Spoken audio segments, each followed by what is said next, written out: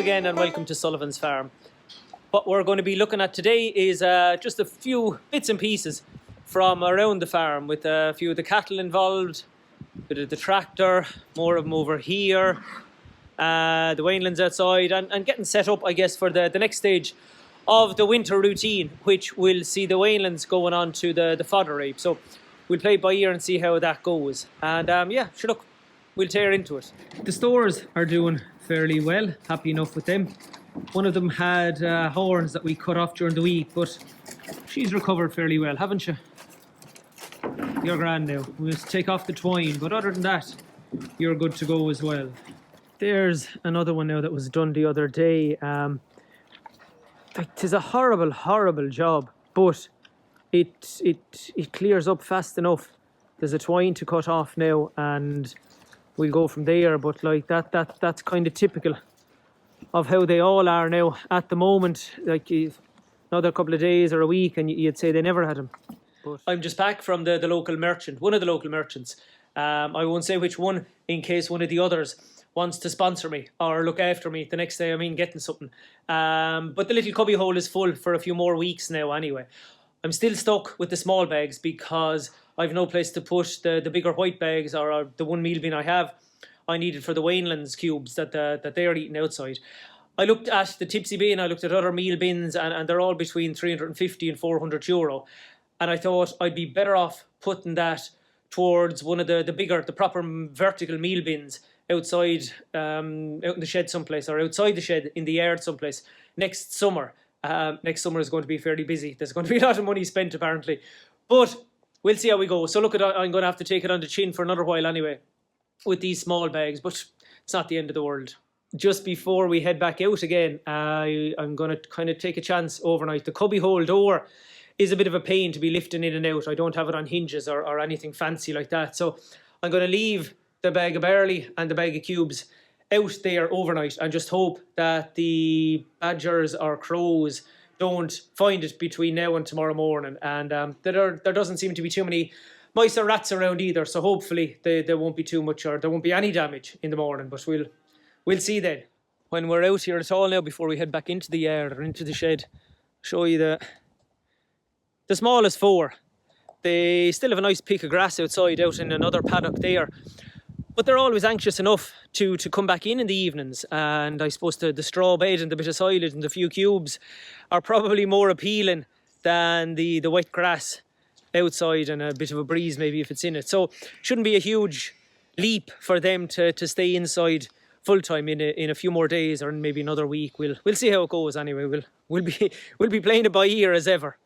There's a little bit of a channel, so if there was a lot of rain, it kind of runs there down the yard there in front of the bale and out underneath there. So I put down a pallet to save the silage, and it seems to be working fairly well so far. I don't know if I'll be patenting the idea anytime soon, but it's working here anyway. The cattle themselves are flying too.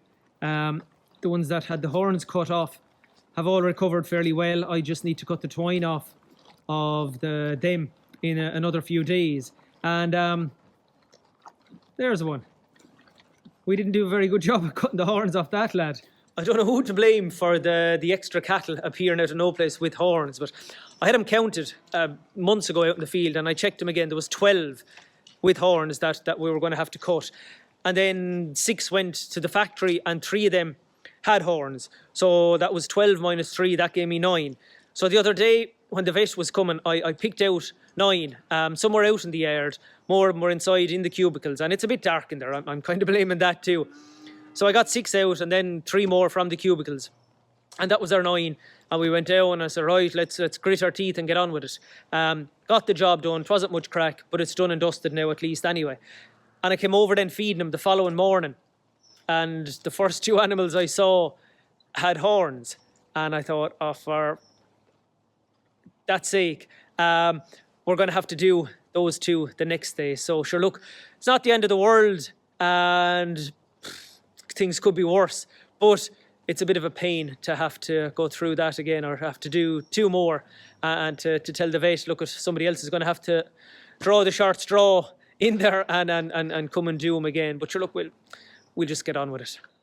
just as we're passing. I better gather up that blue netting as well. I just separated out from the plastic whenever we give them in a bale. So I was kind of hoping it would dry out a bit there and it wouldn't take up as much room then when I just put it into a plastic bag and keep it beside there's where the black plastic goes.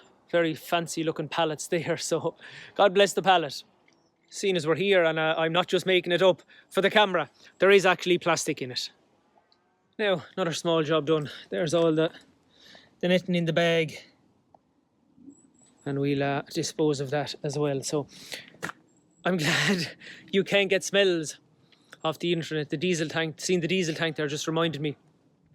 I was putting diesel in the tank, or filling the tank. Well, I wasn't filling the tank. I'm not a dairy farmer, you know. I was only putting a sub of diesel in it.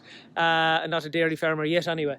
But putting a sub of diesel in the tractor this morning, and something else distracted me or caught my eye, and I went off doing that while the diesel was going in. And just turned my head at something else then a second later, and then went, oh gee, what's that smell? Ran back, and sure, look, you can kind of see it now, but there was a sup running out on the ground. So there was lots of blaspheming and cursing the price of it this morning.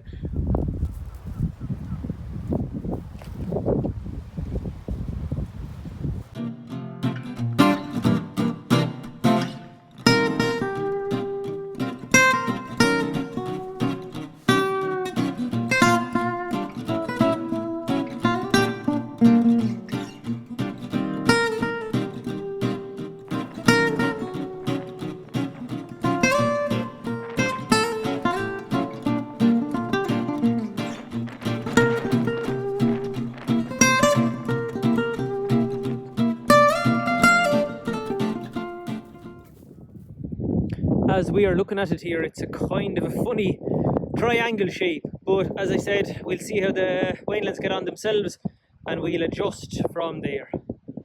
That's it then. Thank you again for watching and liking and subscribing and all that kind of stuff. Hopefully that was something of an insight into what a Friday and a Saturday and farm days are like in general. Just doing the few little bits and pieces here and there, and generally trying to keep an eye on things and get set up for the couple of days in the week coming ahead when I'll be at the off-farm job. So thanks again for liking and subscribing, and we'll talk to you soon. Good luck.